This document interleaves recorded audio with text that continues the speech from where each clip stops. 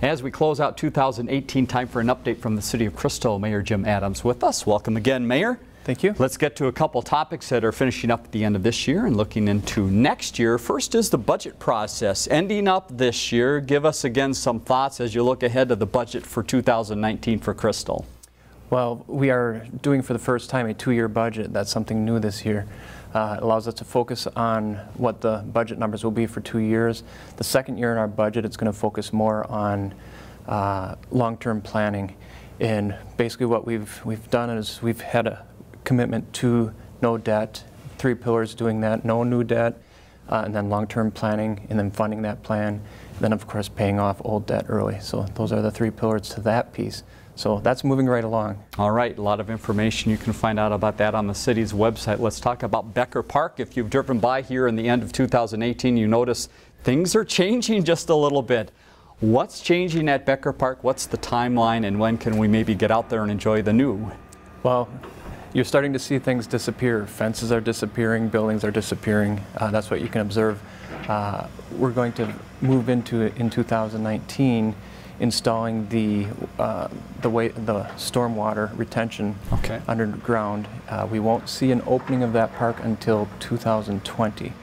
We will be going to bid for reconstruction of that park next year. All right. Again, information on the city's website, a lot of discussion and some nice pictures about that.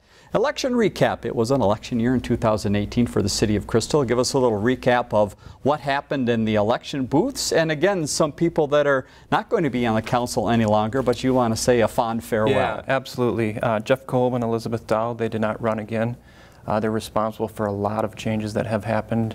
Just to name a couple, the Crystal Ball, the Code Review Task Force, 2-year budget cycle that we just spoke of, Community Outreach Task Force, transparency, and an initiative that they both brought forward was a plain language initiative inside of our codes and everything we do as far as mailing out letters and whatnot. So thank you sincerely to them. I hope everybody will join me in thanking them.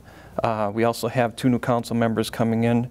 Council member-elect Brendan Banks and Teresa Kiser. I can't wait to work with them.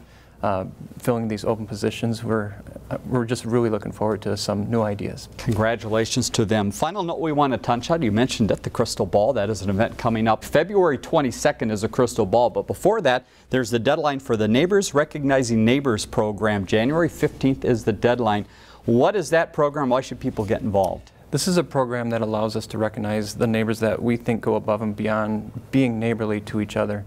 And that's citywide, so get those nominations in. Sometimes it's someone who will notice that your sidewalk hasn't been shoveled or your driveway hasn't been shoveled, and they'll come through and take care of that in a big snow. A lot of different areas it could be. Information on the city's website of how to nominate someone for that. Again, January 15th, the deadline. Awards given out at the Crystal Ball on February 22nd. That's at the Crystal Community Center, our Factor Band. So get some tickets for that event. Mayor, thanks for your time. Talk to you again soon. Yep, thank you. Learn more about The Connection at ccxmedia.org and follow us on social media.